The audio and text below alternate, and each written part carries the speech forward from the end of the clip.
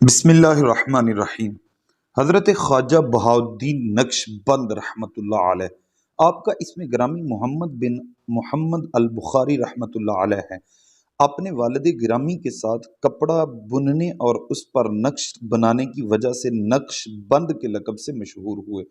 آپ کی ولادت 728 ہجری میں قصر عرفاں بخارا سے 3 میل دور ہوئی، جبکہ وصال 3 ربیع الاول 791 ہجری بروز پیر ہوا۔ وصال کے وقت وصیت فرمائی کہ میرے جنازے کے سامنے یہ شعر پڑھا جائے: مفلسا نیم آمدہ در کوئے تو، شیئن للہ از جمال روئے تو۔ آپ نے فرمایا امت 3 طرح کی ہے، ایک امت دعوت یعنی تمام لوگ مسلم و غیر مسلم، دوسری امت اجابت یعنی مسلمان، تیسری قسم امت متابعات ہے جنہوں نے حضور علیہ السلام کی پیروی کی۔ ایک مرتبہ کسی نے آپ سے کرامت طلب کی تو فرمایا میری یہی کرامت ہے کہ گناہگار ہونے کے باوجود نہ تو زمین مجھے نگلتی ہے اور نہ آسمان سے عذاب نازل ہوتا ہے۔ کسی نے آپ سے خلوت در انجمن کا مطلب پوچھا تو فرمایا ظاہر میں خلق کے ساتھ اور باطن میں حق کے ساتھ ہونا۔ اس نے کہا یہ کیسے ممکن ہے؟ فرمایا باری تعالیٰ کا ارشاد گرامی ہے سورۃ نور کے اندر: رجال لا تلہیہم تجارت ولا بیع عن ذکر اللہ۔ مرد وہ ہیں جنہیں تجارت اور خرید و فروخت اللہ کے ذکر سے غافل نہیں کرتی۔ بخارا میں ایک عالم نے آپ سے سوال کیا کہ نماز میں حضوری کس طرح حاصل ہوتی ہے؟ فرمایا طعام حلال سے جو وقوف و آگاہی سے کھایا جائے، اور یوں تمام اوقات اور بالخصوص نماز میں حضوری حاصل ہوتی ہے۔ آپ نے انسانی وجود کے اللہ کی معرفت کے راستے میں بذات خود حجاب اکبر ہونے کے بارے میں فرمایا کہ تیرا حجاب تیرا وجود ہے۔ دع نفسک وتعال، اپنے نفس کو دروازے پر چھوڑ اور اللہ کی معرفت میں غوطہ زن ہو۔ بری صحبت سے اجتناب و اعتراض کرنے کے حوالے سے ارشاد فرمایا جس شخص کی قابلیت کا جوہر بری صحبتوں سے خراب ہو گیا تو اس کے احوال کی درستگی دشوار ہے، سوائے اہل تدبیر کی صحبت کے، جو کہ بہت زیادہ حد تک نایاب ہے۔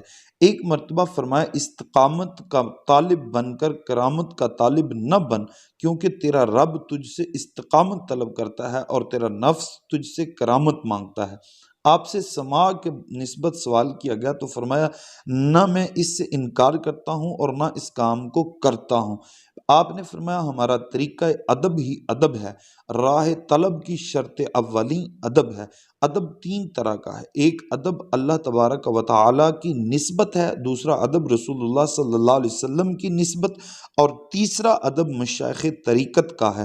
اللہ تبارک و تعالیٰ کا ادب یہ ہے کہ ظاہر و باطن بندہ بشرط کمال بندگی اس کے احکام کو بجا لائے اور ما سوا سے بالکل منہ پھیر لے۔ رسول اللہ صلی اللہ علیہ وسلم کا ادب یہ ہے کہ آپ کی کامل اطاعت و پیروی کی جائے اور ہر حالت میں آپ کے حقوق کو پیش نظر رکھے اور آپ کی تمام موجودات اور حق سبحانہ و تعالیٰ کے درمیان واسطہ سمجھے۔ جو کچھ ہے اس کا سر آپ کے آستان عزت پر جھکا ہوا ہے۔ تیسرا ادب مشائخ کا ہے، طالبین پر لازم ہے کہ وہ مشائخ جو اتباع رسول صلی اللہ علیہ وسلم میں گم ہو گئے ہوں ان کے ادب کو ہر حال میں لازم جانیں۔ ایک مرتبہ فرمایا مقصود ذکر یہ ہے کہ ذاکر کلمہ توحید کی حقیقت کو پالے، اور اس کی حقیقت یہ ہے کہ اس کلمہ کے کہنے سے ما سوا کی بالکل نفی ہو جائے۔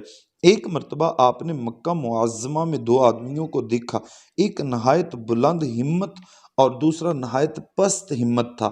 فرمایا پست ہمت وہ تھا جسے میں نے طواف کعبہ کرتے دیکھا کہ وہ خانہ کعبہ پر ہاتھ رکھے اللہ کے سوا کو مانگ رہا تھا۔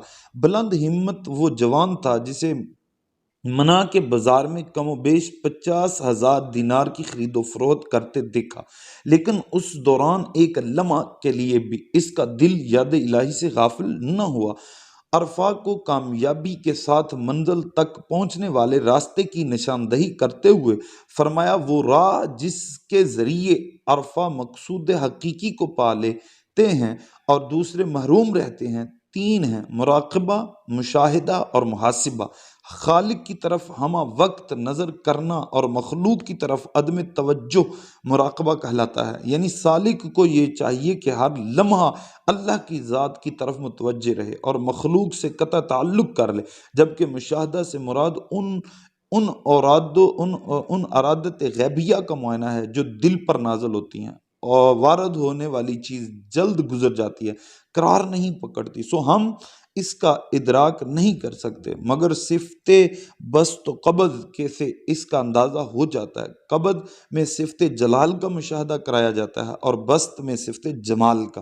محاسبہ یہ ہے کہ ہر ساعت میں جو کچھ ہم پر گزرے اسے پرکھیں کہ اس میں غفلت کیا ہے اور حضوری کیا ہے۔ اگر سراسر نقصان ہے تو فکر کریں اور عمل کو از سر نو کریں۔ کامیابی کے انحصار اسی راستے پر چلتے رہنے میں ہے۔ یہ تھے حضرت خواجہ بہاؤالدین نقشبند رحمۃ اللہ تعالی علیہ۔